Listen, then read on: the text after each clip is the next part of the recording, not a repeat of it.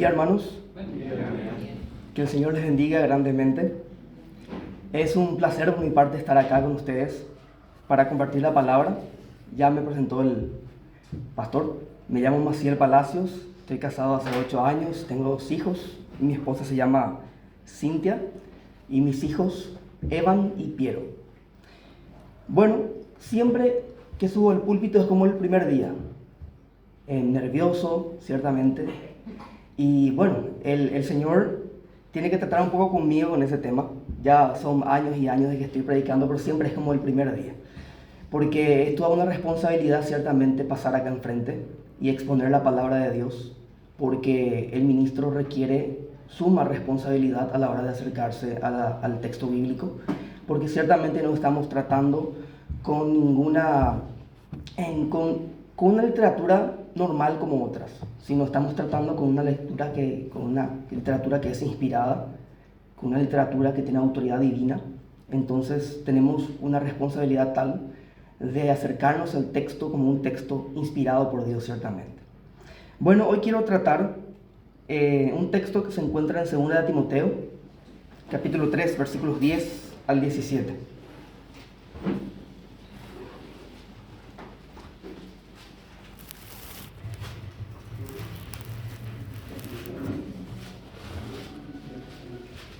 Segunda de Timoteo,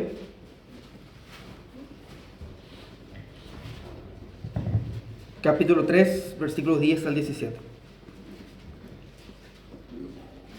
Voy a leerlo.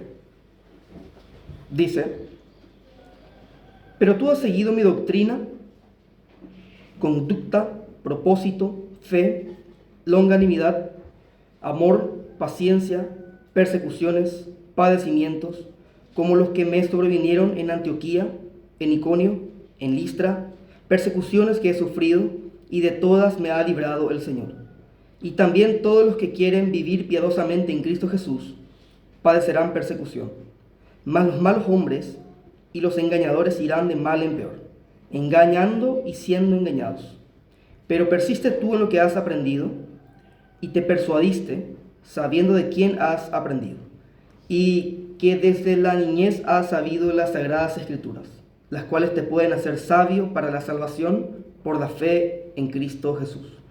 Toda la escritura es inspirada por Dios y útil para enseñar, para redarguir, para corregir, para instruir en justicia, a fin de que el hombre de Dios sea perfecto, enteramente preparado para toda buena obra. Oremos brevemente. Bendito Dios y Padre Celestial, tú que estás en el cielo y gobernando absolutamente todo, santificado sea tu nombre, Señor. Gracias por este tiempo. Queremos, Señor, quiero exponer tu palabra, la palabra que tú has inspirado, que es útil para tu iglesia, es útil para tu pueblo.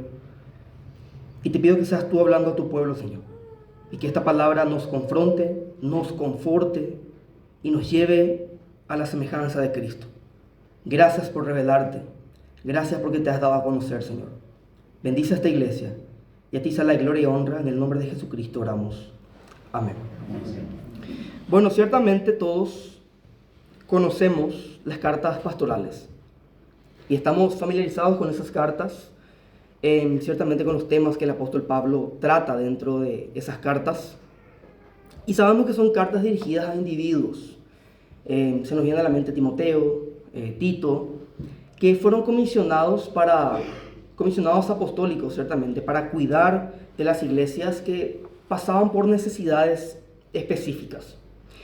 Pero en lo que respecta a esta segunda carta de Pablo a Timoteo, se puede notar que esta carta tiene más alusiones personales antes que congregacionales.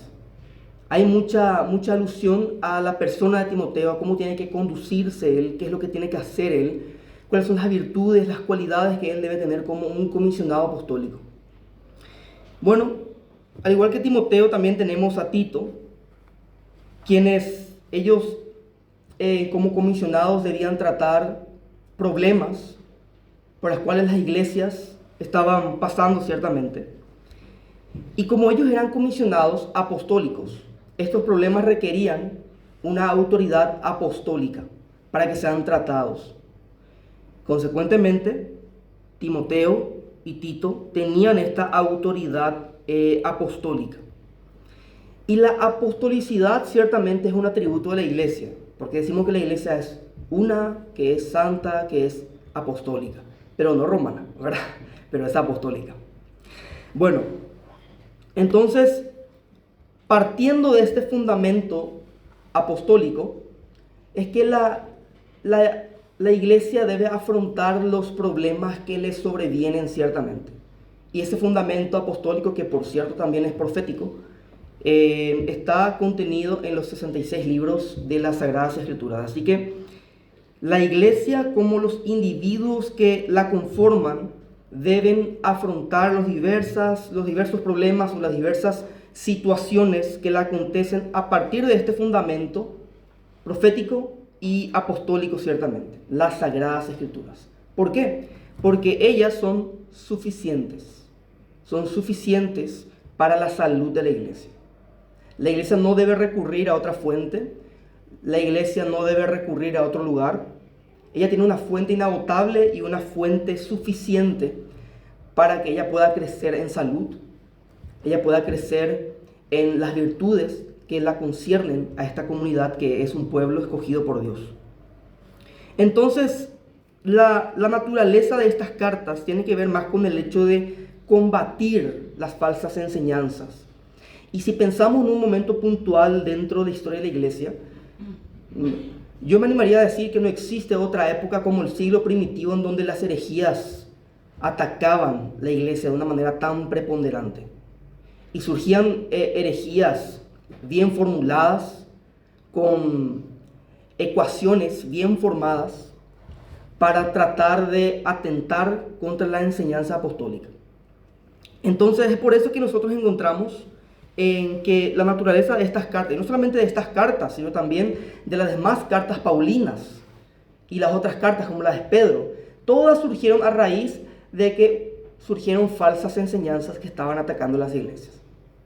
Bueno, no hay mal que el por bien no venga, ¿verdad? Esa es la providencia, ¿verdad? Que Dios usa todo ese mal para el bien de su iglesia. Eso fue el impulsor, por decirlo de alguna manera, para que estos apóstoles escriban sus cartas. Ahora, sabemos que pastorear una congregación también implica cuidar a la iglesia local, en este caso, de falsas enseñanzas. Ciertamente pastorear una congregación tiene muchas aristas, pero acá o aquí el énfasis puntual es el tema de combatir las falsas enseñanzas. Y era una cuestión demasiado, como dije, demasiado preponderante. Era un tiempo de tensión, era un tiempo de persecución en donde las enseñanzas heréticas se estaban poniendo o amenazando a aquellas personas que venían abrazando la fe cristiana. Y por eso era necesario establecer un equipo de líderes en las iglesias para que ellos pudieran establecer ancianos y que estos ancianos pudieran cuidar a las congregaciones, ciertamente. Y el cuidado pastoral en este caso requería dones, cualidades personales en estos delegados. Y es por eso que el apóstol Pablo les dice a los ancianos en Éfeso para que ellos pastorearan la iglesia de Dios. Eso encontramos en Hechos 20-28. Entonces, acorde ya a nuestro texto, tiene un texto que le antecede, versículos 1 al 9. Hemos leído del 10 al 17. Allí en los versículos 1 al 9, Pablo está recordando a Timoteo sobre la realidad que debe afrontar. Y Pablo le dice a Timoteo, en los últimos días vendrán tiempos peligrosos o tiempos difíciles. Capítulo 3, versículo 1 le dice eso. En los postreros días vendrán tiempos peligrosos. ¿Sí? Bueno, quiero iniciar acá indicando o explicando brevemente que desde tiempos ya primitivos, posterior a la ascensión de Cristo al trono, posterior a su ascensión ciertamente, ya se pensaba y ya se hablaba de estar viviendo en los últimos días. ¿Sí? Por ejemplo, en Hebreos 1 al 2, capítulo 1, versículo 1 al 2 dice: Dios, habiendo hablado muchas veces y de muchas maneras en otro tiempo a los padres por los profetas, en estos postreros días nos ha hablado por el Hijo, dice.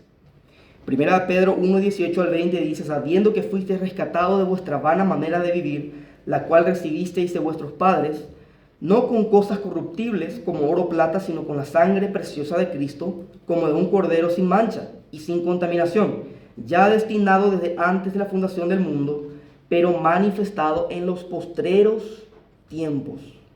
Los postreros tiempos, hace 2000 años. Desde la ascensión de Cristo ya se hablaba, ya se manejaba el concepto de estar viviendo los últimos días o los postreros tiempos.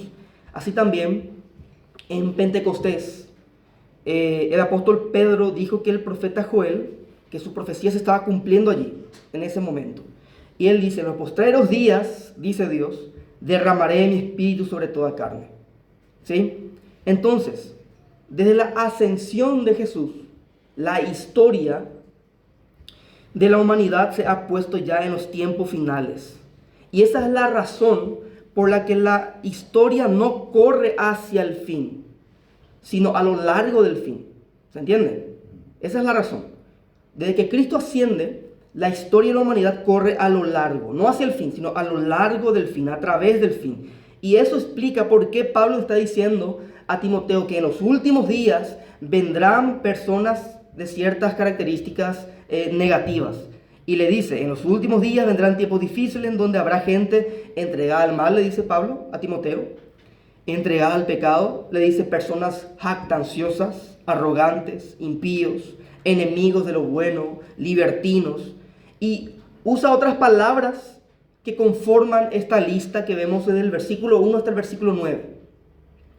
Y dice allí que estas personas tendrán apariencia de piedad, pero que realmente son gente con una mente depravada y son reprobadas en la fe. Esa es la palabra que usa Pablo: reprobadas en la fe. Entonces, ya en los versículos 10 al 11 de nuestro texto de hoy, vemos allí que Pablo está animando a Timoteo, contrarrestando las características negativas que describen a estas personas reprobadas en la fe.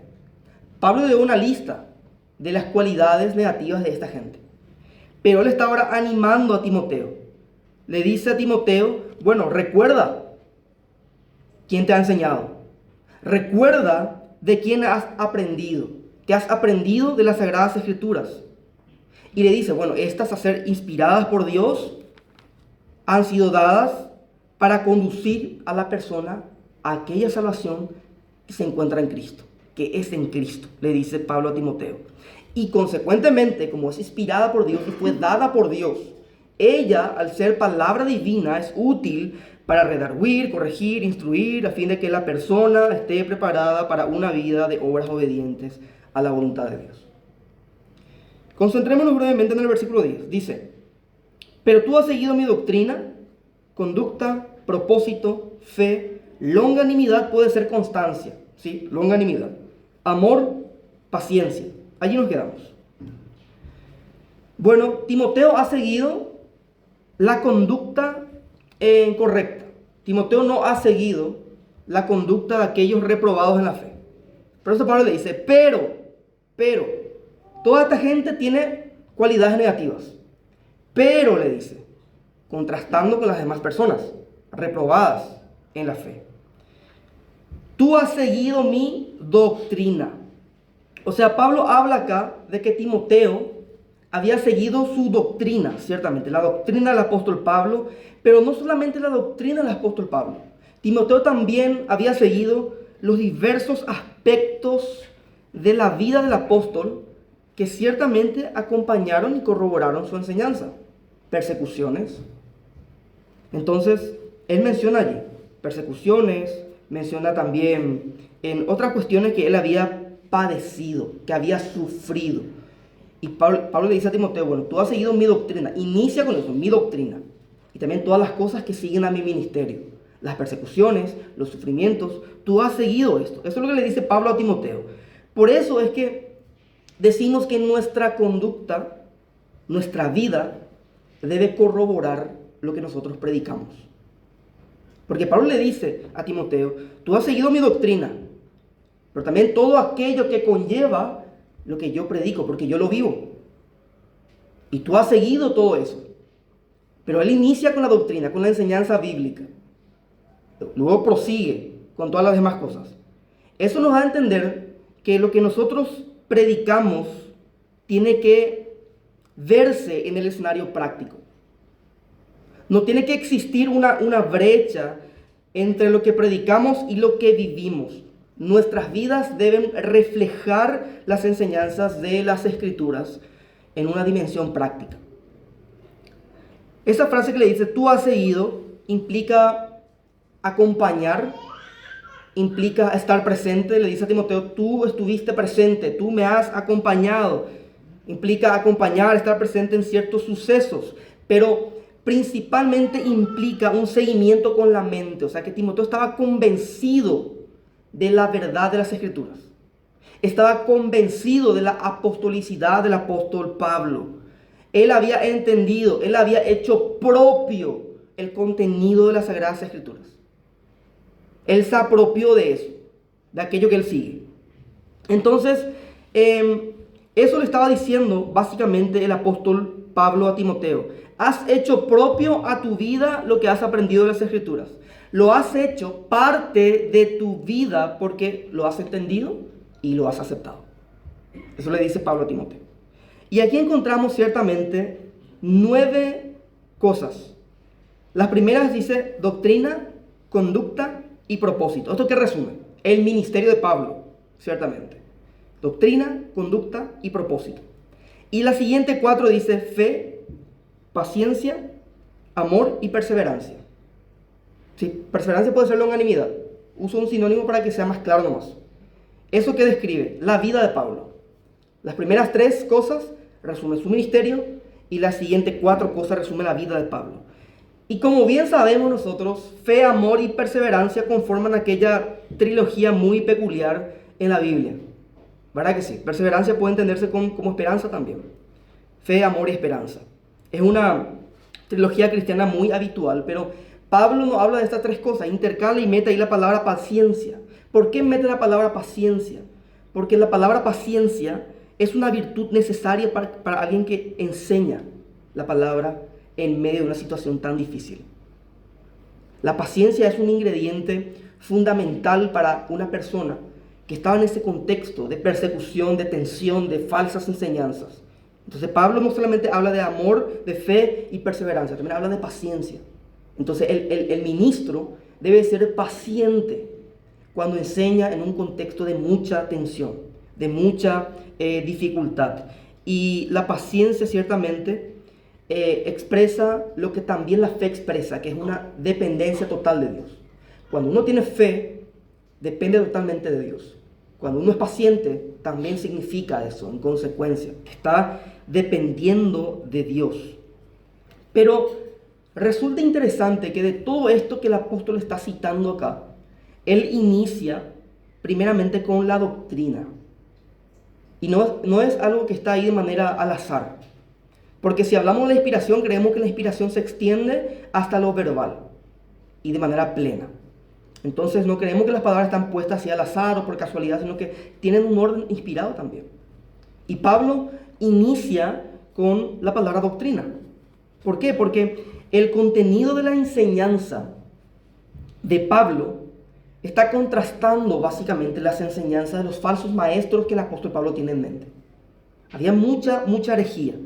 Entonces el hecho de que la doctrina sea lo primero que Pablo está mencionando acá en el versículo 10, muestra que la enseñanza de la Escritura nunca está separada de la realidad de la vida y del cambio que ella produce o de la transformación que ella produce ciertamente en la vida de la persona o en la vida del creyente.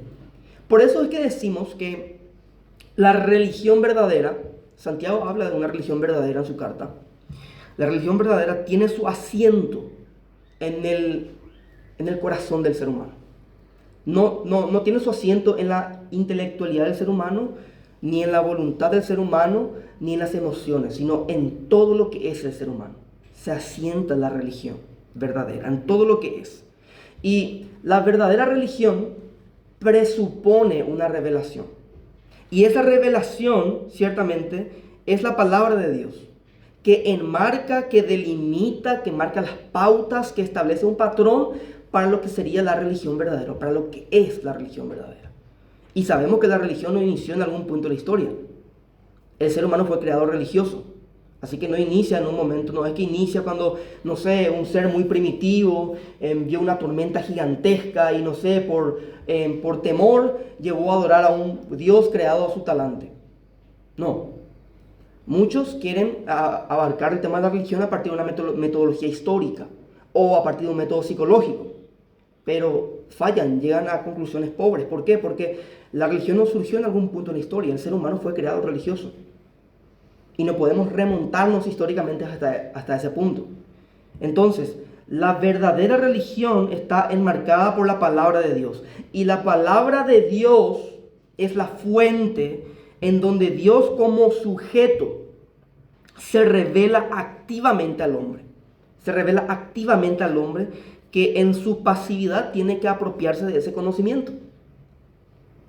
Porque si nosotros miramos un poco las ciencias no teológicas, veremos que que el objeto de estudio siempre es un objeto pasivo y que los científicos se colocan sobre ese objeto y empiezan a extraer información de ese objeto estudiado. Pero no pasa lo mismo con la teología. El hombre no puede colocarse por encima de las escrituras para extraer conocimiento. ¿Por qué? Porque estamos hablando acá no de un objeto, estamos hablando de un sujeto, Dios, que se revela activamente al hombre que es pasivo. ¿Sí? No es que el hombre está extrayendo el conocimiento, el hombre está pasivo. Es Dios quien le da esa revelación. Es Dios quien se está revelando constantemente al hombre a partir o mediante su palabra. ¿Sí?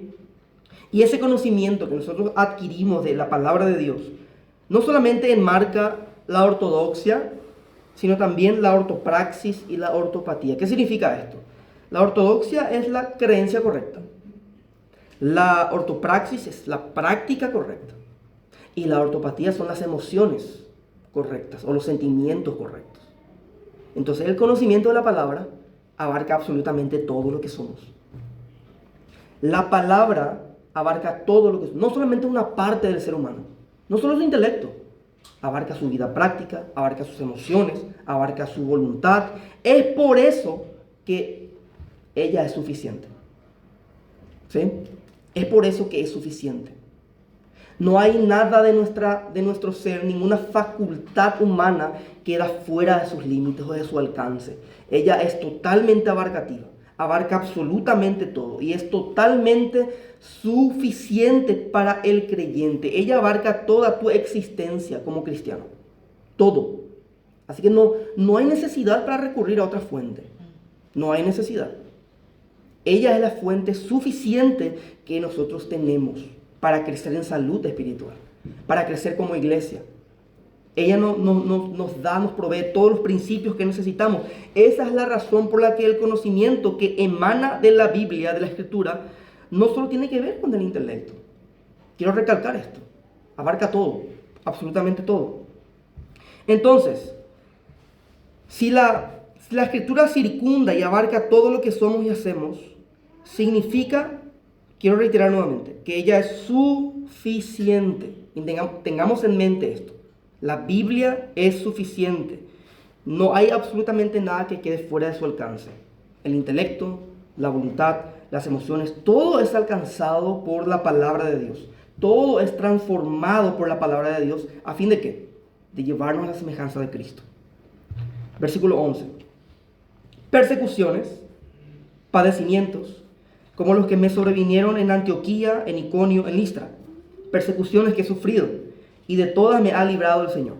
Y también todos los que quieren vivir piadosamente en Cristo Jesús padecerán persecución, mas los malos hombres y los engañadores irán de mal en peor, engañando y siendo engañados. Pablo le dice, he sufrido, he padecido, le dice a Timoteo. En griego denota algo que se soporta. Básicamente le dice, he soportado estas cosas, Timoteo. He soportado. Y en este caso, ¿qué es lo que ha soportado? Las persecuciones. Pablo le dice a Timoteo, he soportado las persecuciones. Y ciertamente todos esos incidentes que el apóstol sufrió, que el apóstol soportó, fueron ¿en dónde? Tres localidades menciona Pablo: Antioquía, Iconio, Listra. Tal cual aparece en el relato de los Hechos, ¿sí? Antioquía, Iconio y Listra. Resulta que eran lugares cercanos al lugar de donde procedía Timoteo. Entonces, Timoteo, podemos presuponer a partir de eso que Timoteo estaba muy bien informado de los episodios que le había acontecido al apóstol Pablo. Él sabía que Pablo, por ser un apóstol de Cristo y por predicar la verdad, él sufría persecuciones, él soportaba muchas cosas y no todo era color de rosas. Y Timoteo estaba al tanto de eso. Entonces, ¿qué es lo que le quiere recordar Pablo a Timoteo? Le quiere recordar que ese compromiso que tiene con él, ese compromiso que tiene con su ministerio, ese compromiso que tiene con la Sagrada Escritura, desde un comienzo ha acarreado problemas. Desde un comienzo ha acarreado persecuciones. Pero no solamente le recuerda a Timoteo que todo va a ser color de rosas por seguir a Cristo o por servir a Cristo. No solamente le recuerda eso. Le recuerda que van a haber problemas, ciertamente, pero también le dice algo muy importante. De todas me ha librado el Señor, le dice. ¿Sí? Así como tendremos persecuciones, así como tendremos problemas, Timoteo, porque vos estás al tanto de todo lo que yo estoy pasando, de todas ellas me ha librado el Señor.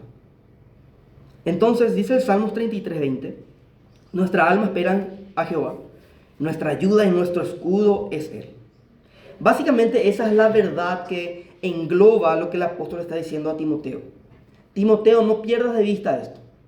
Vas a tener problemas, vas a ser perseguido, vas a tener que soportar muchas cosas, pero tampoco olvides la otra cara de la moneda, que el Señor está contigo, que el Señor nos libra, que el Señor nos preserva, ¿sí? Pablo no solamente dice el Señor me ha preservado, él dice el Señor me ha librado. O sea, el Señor preserva, pero no solo preserva, Él también nos libra de esas cosas, ¿sí? Y Pablo se está regocijando por esto. El apóstol se está regocijando, ¿por qué? Porque es una realidad que debe estar presente en la vida de cada creyente. Y el creyente debe ser consciente de esto. Que si estás pasando mal hoy, Dios te preserva en medio de esa dificultad. Y Dios al final te libra ciertamente de eso. Él puede preservar y de hecho Él preserva. Y la expresión, si se notan, la expresión es totalmente absoluta. De todas me ha librado el Señor. No dice de algunas, sino dice de todas me ha librado el Señor. En cada ocasión el Señor lo libró. Y Pablo quiere que Timoteo tenga en cuenta esto. Y por extensión eso aplica a nosotros, ¿verdad? Por extensión.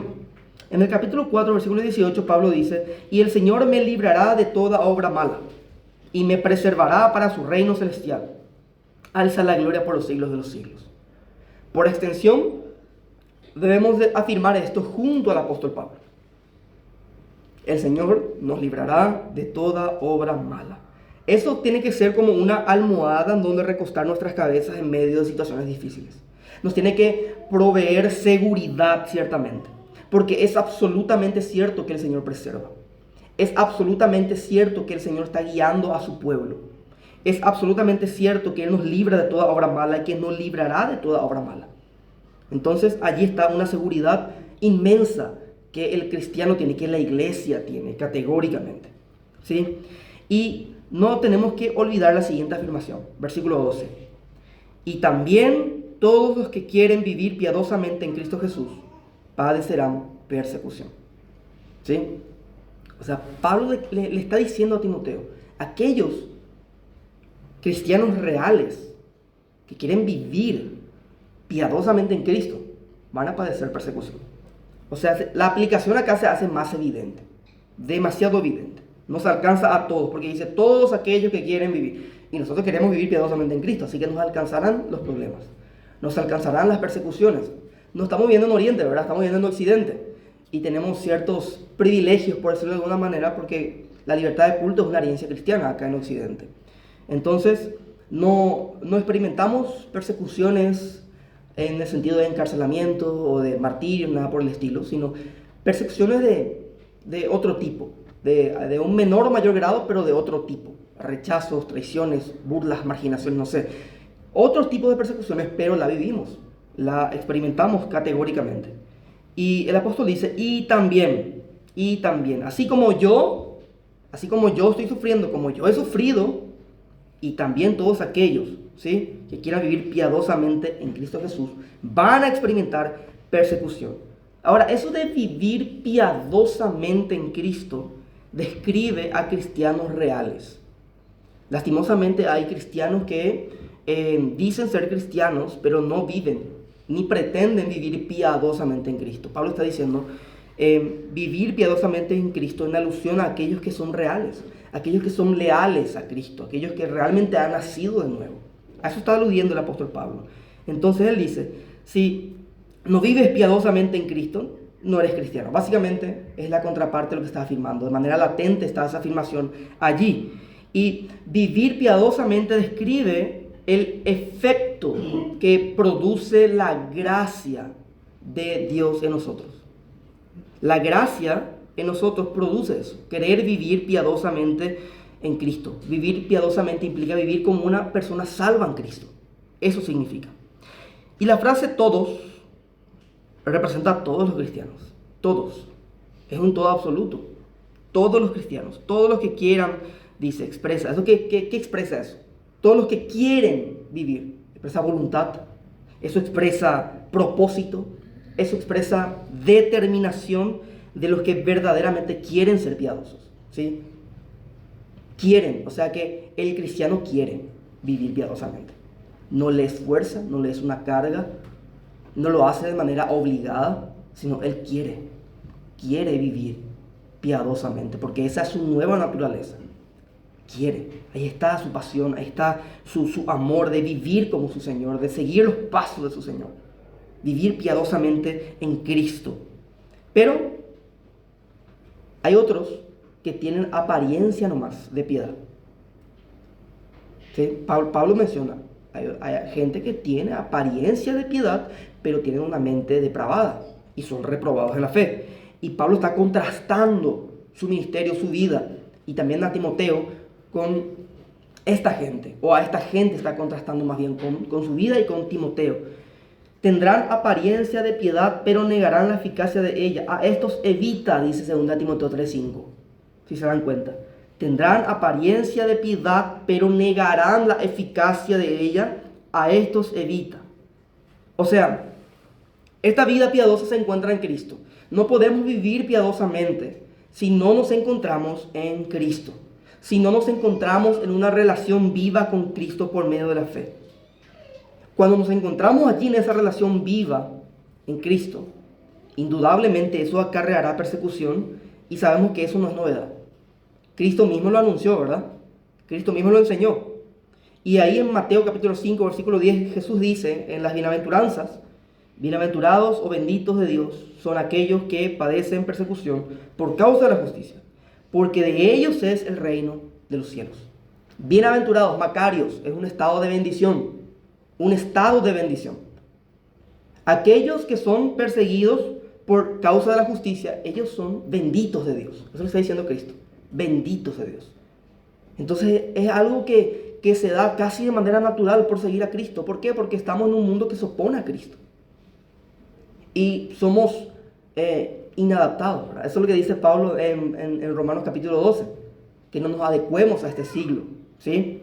Somos contracorrientes, tendremos problemas, tendremos dificultades, experimentaremos algún tipo de persecución, todo por seguir a nuestro Señor, todo por seguir a Cristo, todo por hablar sobre la verdad de las Escrituras, todo por querer vivir de manera práctica lo que enseña la Escritura.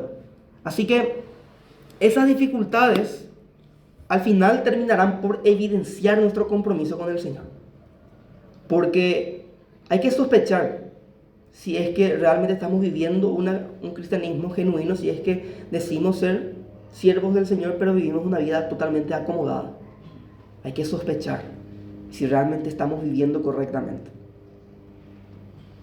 Entonces, en medio de las situaciones complicadas que vivimos a raíz de nuestra fe, en base de querer vivir lo que las Escrituras enseñan en una dimensión práctica, tampoco debemos olvidar nunca que Cristo nos ayuda, que Cristo está con nosotros todos los días de nuestras vidas, ¿sí? Que Él está con aquellos que quieren vivir piadosamente en Cristo, que Él está con nosotros, su presencia está, Él nos guía, y que el Espíritu Santo ha tabernaculizado, ¿verdad?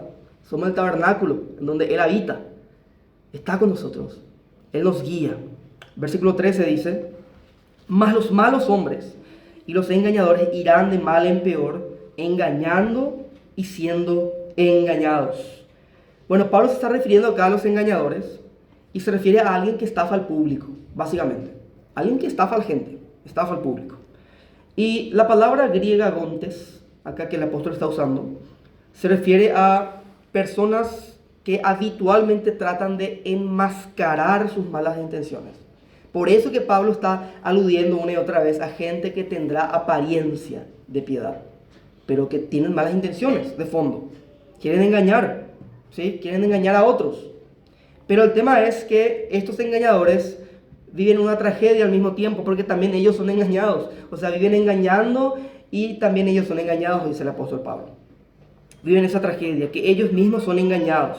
Y por eso el apóstol Pablo está diciendo en este texto: irán de mal en peor. Irán de mal en peor. O sea que es un avance hacia el declive. ¿Verdad que sí? Es un avance hacia el declive. Y por eso Pablo dice que no van a llegar lejos. No irán lejos, ciertamente.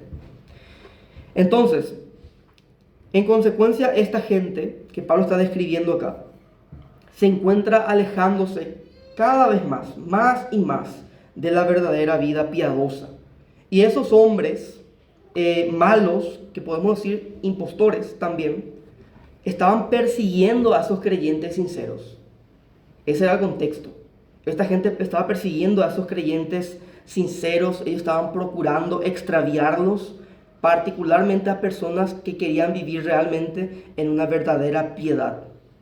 Y estas personas, a estas personas piadosas, la persecución les parecía algo fatal, porque ellos realmente querían vivir piadosamente en Cristo, y venía esta gente de apariencia, con apariencia de piedad, con tratar de engañarlos a ellos, y ellos, no sé, pasaban por esta persecución, y a ellos les parecía fatal. Imagínense ahí los juegos de pensamiento que a uno le viene, ¿verdad? Uno empieza, justo estaba hablando con el pastor, ¿verdad? Y cómo prospera el impío, ¿verdad? Y el cristiano puede pensar eso. ¿Cómo es que nosotros que queremos vivir piadosamente en Cristo sufrimos estas cosas y el impío le va bien? Y empezamos, David pensó de esa manera, y empezamos a pensar de esa manera, y bueno, vienen esos pensamientos. Lo cierto es que ellos, así como nosotros hoy, estamos en Cristo Jesús, en Él. Como dice el versículo 12, vivir piadosamente en Cristo Jesús. Eso es algo muy, muy peculiar en la teología del apóstol Pablo. Muy peculiar. Estar en Cristo. ¿Eso qué nos enseña? Nos enseña que el cristiano no puede vivir de manera ensimismada. El cristiano no puede vivir centrándose en él mismo. Para vivir en Cristo tenemos que salir de nosotros y estar en Él. Y acá está la paradoja. El año pasado lo estuve leyendo a un autor llamado Eberhard Jungel, un autor luterano, y él dice que mientras más nos encontremos en Cristo, más nos encontramos a nosotros mismos. Porque nuestro verdadero yo no está en nuestra interioridad. Vamos a rebuscarnos y rebuscarnos, pero está totalmente alienado a causa del pecado. Pero cuando estamos en Cristo, encontramos nuestra identidad. En Cristo está nuestra identidad. Así que estos que estaban en Cristo se encontraban en una situación muy ¿verdad? Muy complicada, muy difícil de digerir. Ellos estaban siendo perseguidos, mientras que estos falsos maestros, la vida les sonreía, aparentemente. Pero lo cierto es que le va de mal en peor, según lo que dice el apóstol Pablo. ¿Por qué? Porque a ellos les espera la destrucción, mientras que a nosotros, que estamos en este mundo y que de alguna u otra manera sufrimos, pasamos padecimientos, nos espera la gloria eterna. Estamos revestidos de la justicia del Señor.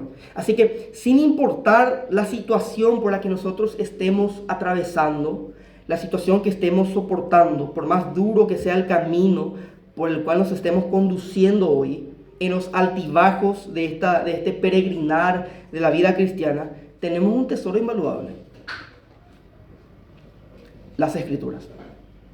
Las escrituras es un tesoro invaluable que nos acompaña todos los días. No podemos dejar de recurrir a esta fuente, porque ella es la que nos santifica, ella es la que nos fortalece, ella es la que nos guía a través de esta vida. Ella nos lleva a la semejanza de Cristo. Ella echa al suelo la escoria del pecado que hay en nosotros. Ella nos lleva a orar. Ella nos acerca a Dios. Las escrituras es un tesoro invaluable. Ellas son suficientes. Y una vez más estamos recurriendo a la suficiencia. Ellas son suficientes para mantenernos anclados en Cristo, para delimitar nuestros pensamientos. Son suficientes para atar nuestras conciencias.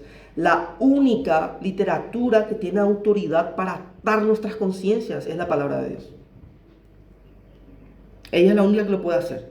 Ella es suficiente para alumbrar la oscuridad del camino por el cual vamos o por el cual estamos andando. Ella es lumbrera a nuestro camino. Ella es suficiente para eso. Ella es suficiente para darnos sostén espiritual. La palabra de Dios es suficiente, es necesaria y es el único principio absoluto que el cristiano tiene para adquirir un conocimiento salvífico, un conocimiento que necesitamos para avanzar en este camino de la fe en Cristo. Por eso Pablo insta a Timoteo en medio de todo este problema diciéndole en el versículo 14: pero persiste tú en lo que has aprendido y te persuadiste, sabiendo de quién has aprendido.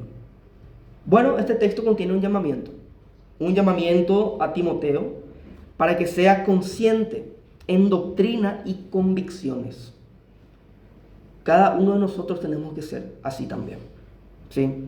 Consistentes, conscientes de la doctrina que abrazamos y siendo consistentes en esa doctrina y en las convicciones que tenemos que emanan de las Escrituras.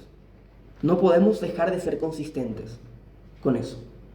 Ser cristianos consistentes con las convicciones que tenemos. Porque si dejamos de ser consistentes, entonces nuestras vidas se van a apagar, por decirlo de alguna manera. Y dejarán de reflejar aquello que estamos predicando, aquello que estamos leyendo en la palabra de Dios. Porque eso tiene que tener una repercusión práctica. Y lo que dice Pablo es muy interesante, porque Timoteo no solamente había aprendido la verdad de Pablo y otros. Dice que el texto ya en el capítulo 1 dice que Timoteo aprendió de su abuela y de su madre, su abuela Loida y su madre Eunice. Entonces, Timoteo estaba convencido de esa verdad. Y la razón de ese convencimiento en gran medida estaba en la integridad de las personas de las que él había aprendido. Porque imagínense que, no sé, que Timoteo hubiese escuchado la verdad de personas que no vivían esa verdad. Les puedo asegurar que a lo mejor él no iba a estar convencido, iba a tener dudas. No le iba a parecer consistente, ni mucho menos coherente.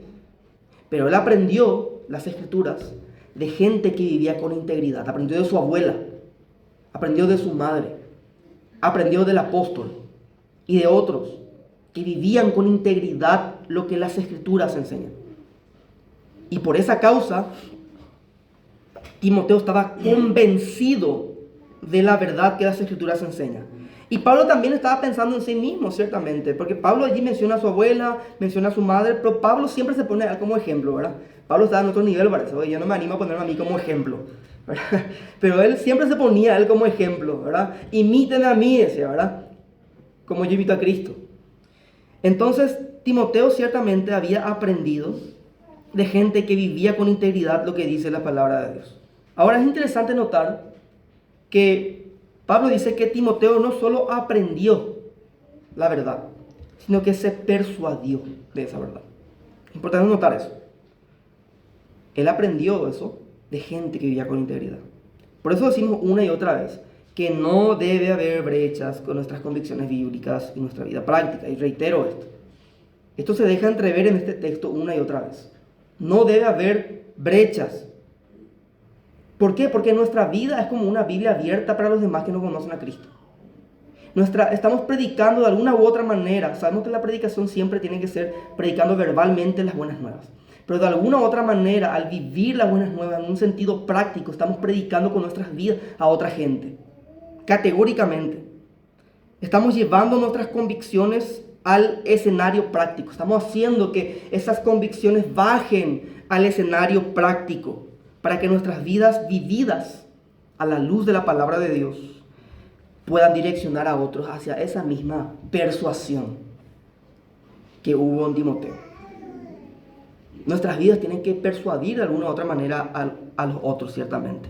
Entonces, estos dos hechos, aprender y convencerse o persuadirse, habían comenzado a producirse a muy temprana edad en Timoteo, ciertamente, en la niñez de Timoteo, ¿sí? Él ya había aprendido, él se había convencido, y con el pasar de los años, esa convicción se había robustecido, ¿sí? Se había profundizado. Entonces, así como es cierto que nuestro testimonio debe direccionar a otros hacia ese convencimiento, también es cierto que nuestro testimonio como cristianos, como seres humanos, respecto a los asuntos de fe, nada significan aparte de la palabra de Dios. Nada. Porque aparte de la palabra de Dios, eso sería mero moralismo. Y la fe cristiana no es meramente moralismo, ¿sí? Eso le quita sustancialidad, eso le quita trascendencia, eso le quita propósito. El tema es que no se trata solo de aprender, ¿sí? Nosotros aprendemos la palabra y está bien aprender. Pero no se trata solo de aprender, sino que lo aprendido sea aplicado en nuestros corazones por el Espíritu Santo. Que se aplique eso aprendido a nuestros corazones, ¿sí? Que esto y esto se unan, corazón y mente. Que se aplique eso por el Espíritu Santo para que esa persona también llegue a estar convencida. O sea, que no depende totalmente de que nosotros seamos buenos testimonios. Dios usa nuestras vidas para testificar a otros y que ellos también de alguna u otra manera estén persuadidos de que esto es verdad. Pero nosotros no somos los agentes o los autores de ese convencimiento. Ese convencimiento lo hace el Espíritu Santo al llevarlo aprendido al corazón. Eso hace el Espíritu Santo. A Dios le agrada usar nuestras vidas para dar a entender a otros la consistencia de lo que creemos. Dios usa nuestras vidas para dar a entender a otros que lo que la palabra enseña es verdad. Que lo que la palabra dice es realmente palabra de Dios. ¿Cómo? Viviendo aquello que creemos con integridad. Utilizándonos para evidenciar ante los demás que la verdad de la palabra de Dios es consistente. Que no solamente se predica, sino que se vive. Se vive. Es vivencial categóricamente. Por eso le agradó a Dios dar a entender a la mente y el corazón de Timoteo el mensaje de las Escrituras por medio de personas humanas piadosas. Dios utilizó personas humanas piadosas para dar a entender a Timoteo. Y queremos que también nos use a nosotros para eso, ¿verdad? Queremos que Dios nos use para llevar a otros a ese convencimiento, que Dios nos use para que el Espíritu Santo aplique ese convencimiento en otras personas. Entonces, el carácter digno de confianza de quienes habían instruido a Timoteo en estas doctrinas son una de las razones que vemos acá. Ese carácter digno de confianza de las personas que habían instruido a Timoteo. Y también, por sobre todas las cosas, la superior excelencia de las Escrituras sobre la cual se basan estas enseñanzas que deben llevar al convencimiento. Esas enseñanzas fluyen de las Escrituras. Versículo 15. Y que desde la niñez has sabido las Sagradas Escrituras, las cuales te pueden hacer sabio para la salvación por la fe que es en Cristo Jesús. Bueno, aquí es importante notar, hermanos, que Pablo no apela a la tradición. Él no apela a la tradición. Él no apela a ningún otro documento histórico. No apela a ningún documento aparte de lo que él tiene en mente. Las Sagradas Escrituras. Él dice que las Sagradas Escrituras te pueden hacer sabio para la salvación por la fe que es en Cristo Jesús. O sea, él señala que la fuente de la cual Timoteo recibió su enseñanza y la integridad de vida de las personas de quienes él aprendió son las Sagradas Escrituras. Son las Sagradas Escrituras. Desde la niñez has sabido las Sagradas Escrituras, Básicamente, esto refuta esa mentalidad que cree o que dice o que enseña que tenemos que dejar a los niños que hagan lo que quieran. Al decir desde la niñez ha sabido las Sagradas Escrituras, básicamente está diciendo que a él no se le dejó así nomás, a él se le enseñó. Y ustedes saben que en la concepción judía era inconcebible dejar todo a criterio del niño, porque el pequeñito era considerado no solamente inmaduro, algo que ya era suficiente razón en sí mismo, no solamente inmaduro, sino pecador por naturaleza, pecador por naturaleza. Entonces, era incapaz de elegir lo bueno por sí mismo. Esa es la concepción judía. Por eso la educación teocéntrica en Israel comenzaba cuando el niño era todavía pequeñito, muy pequeño. Y lo vemos en 1 Samuel 1, 27 al 28, capítulo 2, versículo 11, 18 al 19. Lo vemos que en el Shema también lo vemos claramente. Entonces era algo central. La educación teocéntrica dirigida a niños era central. Y el propósito de este comienzo a temprana edad lo expresa muy claramente ese famosísimo texto de Proverbios 22:6. Instruye al niño en su carrera, literalmente en su camino. En su camino. Y aun cuando fuere anciano, cuando fuere viejo, no se apartará de él. ¿Sí? ¿Esto qué es? Instruir al niño ¿en qué? En la palabra. Instruir al niño en la palabra del Señor, como lo dice Pablo a los padres cristianos en Efesios 6. ¿Qué les dice? Vosotros padres, no provoquéis a ira a vuestros hijos, sino criadlos en disciplina y amonestación del Señor. ¿Dónde está la disciplina del Señor? En su palabra. ¿Dónde está la amonestación del Señor? En su palabra. En su palabra. Una vez más, ¿qué nos muestra eso? Suficiencia. La palabra de Dios es suficiente para criar a nuestros niños también. Es suficiente. Por eso la abuela Loida y la madre Eunice habían instruido a Timoteo. Porque la palabra de Dios es suficiente. A la manera de los israelitas piadosos, ellas hicieron lo mismo. Instruir al niño desde la infancia. La Mishnah, por ejemplo, que es un compendio de leyes judías, propone la edad de 5 años. Y eso ya nos da una cierta idea de que Timoteo a lo mejor ya fue instruido desde los 5 años aproximadamente, ya en las Sagradas Escrituras. ¿Sí? Que empezó a ser equipado, entrenado en ellas. El texto dice, desde la niñez ha sabido las Sagradas Escrituras. Y en este caso, acá la Escritura se refiere al Antiguo Testamento. O sea que Timoteo fue instruido en el Tanaj, que sería el Antiguo Testamento, ¿verdad? En la ley, en los profetas y en los escritos. Él fue instruido en la palabra de Dios ciertamente. Entonces lo que Pablo dice aquí literalmente, que el Antiguo Testamento te puede dar sabiduría para la salvación que es por la fe en Cristo Jesús. Esto nos enseña que también el Antiguo Testamento habla de Cristo. ¿Se dan cuenta? Porque Pablo tenía en mente el Antiguo Testamento. El Nuevo Testamento aún no se había cerrado, aún seguía en plena producción, en plena escritura, pero Pablo tiene en mente el Antiguo Testamento. En este texto 15 puntualmente tiene el Antiguo Testamento en mente, y él dice que la Sagrada Escritura, el Antiguo Testamento, te puede hacer sabio para la salvación que es por la fe en Cristo Jesús. Vemos cómo todo apunta a Cristo. Jesucristo es el centro de todas las Escrituras. De hecho, Jesús mismo, luego de su resurrección y antes de su ascensión, ¿cuántos días se quedó? 40 días, ¿verdad? En ese periodo, entre su resurrección y ascensión. Bueno, él se aparece a los discípulos en el camino de Maús, ¿sí? ¿Se acuerdan de ese desenlace, verdad? ¿Y qué le dice allí? Era necesario que se cumpliese todo lo que está escrito de mí, en la ley de Moisés, en los profetas y en los salmos. Lucas 24:44.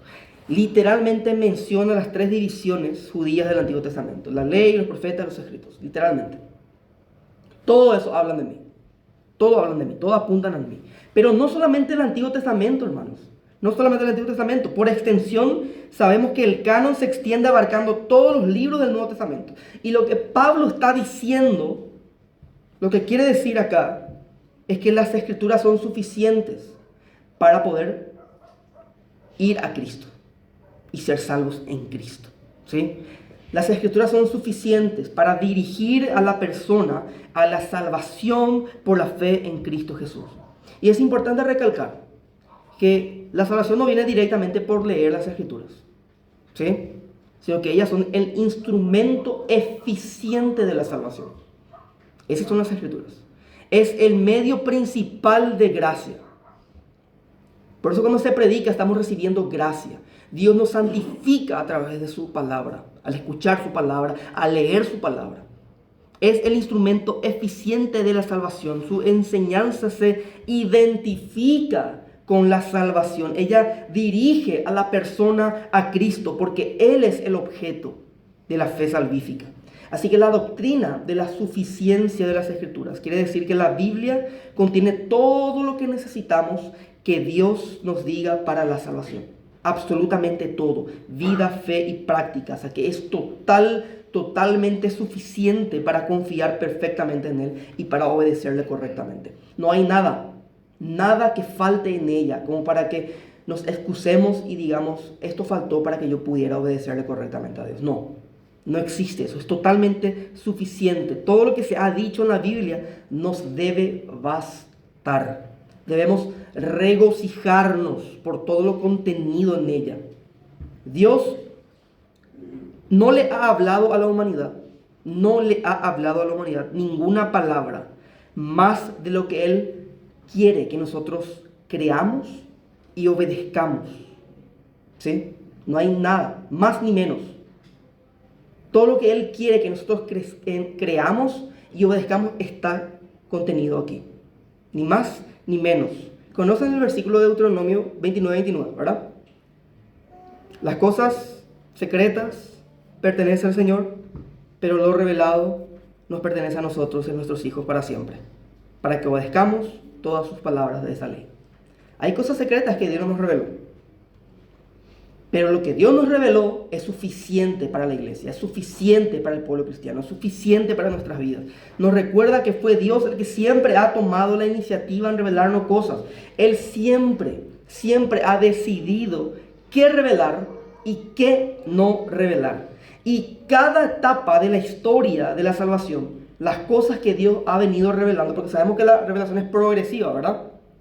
Hoy por hoy tenemos el canon cerrado.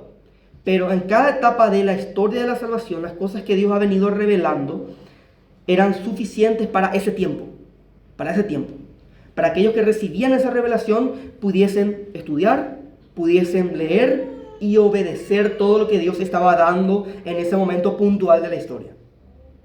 Siempre ha sido suficiente y sigue siendo suficiente. Por eso es que la suficiencia de las Escrituras tiene que ver con todo lo tocante a nuestra salvación. No necesitamos ir a ningún otro lugar. De hecho, no podemos ir a ningún otro lugar.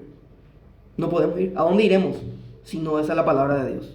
No podemos encontrar otro camino si no es en la palabra de Dios. Las palabras de las Escrituras son todo lo que necesitamos nosotros para ser salvos.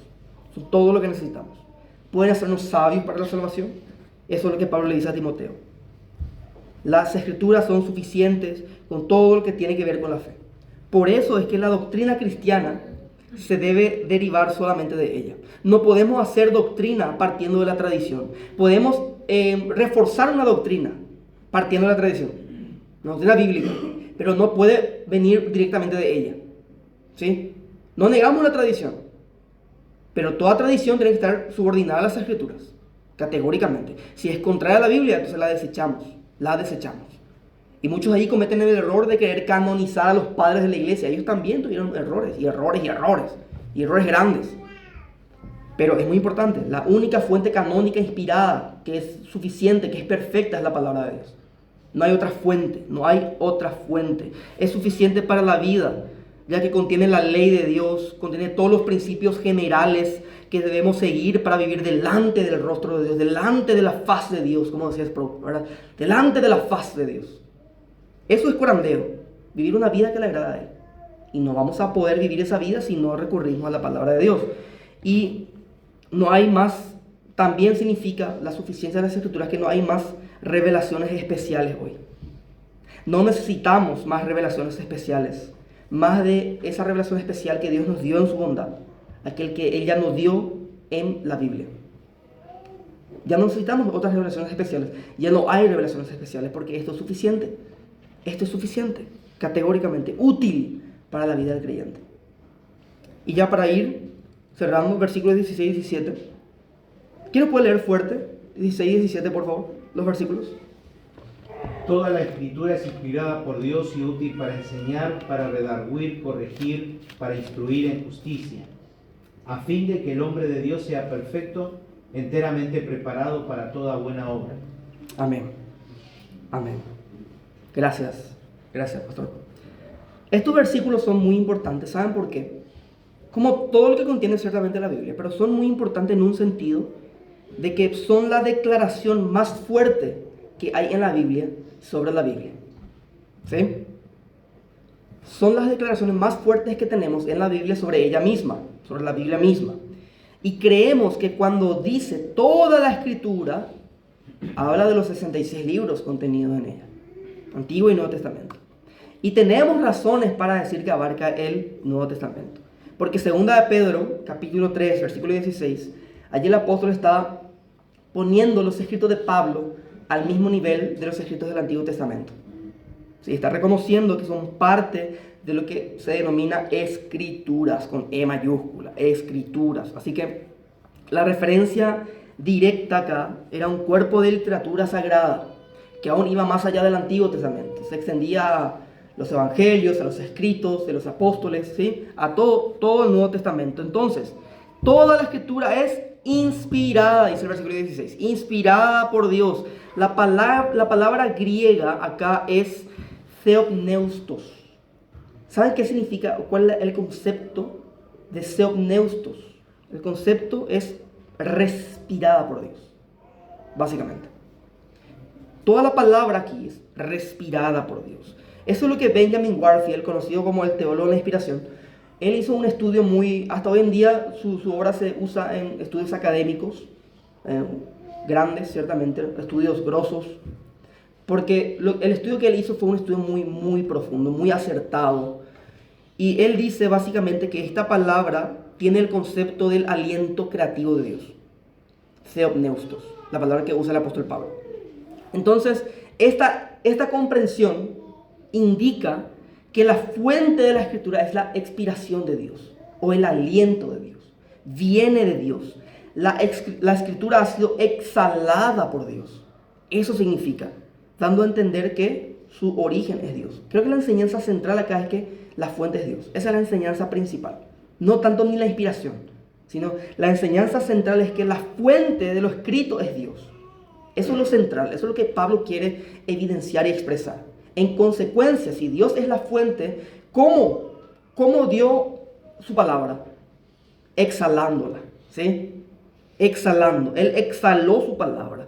Y básicamente, ya cuando hablamos de inspiración como concepto, nos referimos a la obra del Espíritu Santo que vino a los seres humanos en varios momentos de la historia, ciertamente, y les ungió a ellos con su poder para que fueran inspirados a escribir la verdadera palabra de Dios, ¿sí? Dios exhala y la inspiración es cuando ya lo exhalado por Dios viene o es llevado por el Espíritu Santo al hombre, y el hombre ahí de manera orgánica escribe la palabra de Dios. Ese es el concepto de la inspiración, ¿sí? Ese es el concepto doctrinal de la inspiración. Por tanto, se refiere a la forma en que Dios supervisó la formación de las Escrituras. Y ellas no solamente dan testimonio de la verdad, sino que son la verdad. ¿Sí? Karl Barth, un teólogo alemán de la neortodoxia, decía, las Escrituras son testimonios, testigos de la verdad. Pero eso implica que contiene errores, porque no es la verdad misma, sino que es testigo más de la verdad. Pero nosotros decimos que ella es la verdad. Ella es la verdad. Aunque Dios no la escribió personalmente, ciertamente, sino que usó a seres humanos para escribirla de manera orgánica y plasmar su palabra, declaramos con fuerza, es palabra de Dios. Dios es el autor de toda la escritura, porque Él es la fuente, y como tal es útil, ¿para qué? Para enseñar, para corregir, o sea, es provechosa, es un instrumento, es una herramienta indispensable para el maestro en la iglesia, como lo era Timoteo. y como lo es cualquier maestro para la iglesia hoy, o en la iglesia hoy, ¿sí? Para enseñar, que básicamente requiere impartir el conocimiento acerca de la revelación de Dios. Para reprender, que básicamente es un aspecto negativo de la obra pastoral. ¿Por qué negativo? Porque implica evidenciar los errores en doctrina. Implica básicamente evidenciar los errores en conducta y que sean refutados, deben ser disipados en el espíritu de amor. O sea que el pastor tiene que hacer eso, el pastor tiene que reprender, debe señalar los peligros, hay que denunciar también a los falsos maestros. O sea que eso es parte de reprender, de redarguir, ¿sí? Eso es parte, es útil para eso la escritura. Pero también tiene un lado positivo que es corregir, redarguir y corregir. Si reprender en este caso o redarguir enfatiza el aspecto negativo de la obra pastoral, la corrección enfatiza el lado positivo. Porque no solamente es refutar el error, no solamente evidenciar la conducta pecaminosa, sino que al hacer eso tenemos que mostrarle a la persona equivocada el camino correcto. No podemos simplemente tumbarle por el suelo y dejarlo ahí, ¿verdad? Sino que evidenciar su conducta, evidenciar su error y mostrarle cuál es el camino. Por eso habla de corrección después. Redarguir y corregir. Indicar el camino correcto, ¿sí? Entonces eso es lo que hace el siervo, ciertamente, el ministro, el pastor, en este caso como lo era Timoteo, ciertamente. Es ser diligentes, ser responsables en sus diligencias o en sus deberes pastorales. Y también dice para instruir en justicia. ¿Esto qué implica? Que el maestro debe entrenar a su gente. El maestro debe entrenar a su gente. Todo cristiano, todo necesita disciplina para que pueda prosperar en la santa voluntad de Dios. Sin disciplina no hay caso, ¿sí? La disciplina es importante para que podamos prosperar en lo que es la voluntad normativa de Dios. Sin disciplina no vamos a llegar lejos. Ese es el carácter de entrenar en justicia. Tal es el carácter de entrenar en justicia, ¿sí? Instruir en justicia, para que podamos crecer en las cosas que tienen que ver con el reino. Así que, ¿cuál es el fin de esto? Que el hombre de Dios sea perfecto, apto, competente. Básicamente significa eso. No es perfección de ser sin pecado, sino que todo hombre sea perfecto implica que sea apto, que sea competente, enteramente preparado para toda buena obra. ¿Quién es el hombre de Dios acá? Todo creyente. Todo creyente. Todo creyente considerado como perteneciente a Dios y que al estar en Cristo es partícipe de los oficios de Jesús, que son 3. ¿Alguien sabe? ¿Qué son los 3 oficios de Cristo? Profeta, sacerdote y rey. Y todo cristiano es partícipe de estos oficios de Cristo. Y tenemos que ser instruidos en la palabra de verdad para que seamos competentes para esto. En cuanto a su oficio de profeta, Cristo reveló la palabra de Dios al mundo, enseñando con autoridad y cumpliendo las escrituras. El creyente, ¿qué hace? Comparte el evangelio con otros, testifica de la verdad de Dios, aplica las escrituras a su vida diaria, ciertamente. Así que el creyente es un testigo de la obra de Dios en su propia vida. Sin instrucción en la palabra de Dios, esto no lo podemos hacer. En cuanto a su oficio de sacerdote, ¿Cristo qué hizo? Se ofreció como sacrificio perfecto por nuestros pecados, reconciliando a su pueblo con Dios. ¿Y qué hace el creyente como partícipe? Ofrece alabanza, ofrece adoración a Dios, intercede por otros y vive una vida santa como un sacrificio vivo. No lo podemos hacer sin la instrucción de la palabra de Dios. Y en cuanto a su oficio de rey, que eres el rey de reyes, Él es el Señor de señores, Él gobierna sobre todas las cosas, así que el creyente vive bajo ese reinado de Dios, ¿sí? Y no es un reinado, no es una relación democrática, es una relación entre gobernados y gobernante, ¿sí? El creyente vive en sumisión bajo ese reinado, se somete a su autoridad y ejerce ciertamente, ejerciendo influencia en el mundo para el bien. Básicamente, no podemos hacerlo sin la instrucción de la palabra de Dios. Por eso ya cierro, debemos recurrir a la palabra de Dios todos los días de nuestras vidas. Recurramos a la palabra de Dios todos los días de nuestras vidas para nutrirnos, no solamente leyendo, sino también congregándonos y escuchando al pastor predicar. Nos nutrimos de esa manera y vamos creciendo espiritualmente, vamos conociendo a Dios de una manera más clara, más transparente, más plena, ciertamente.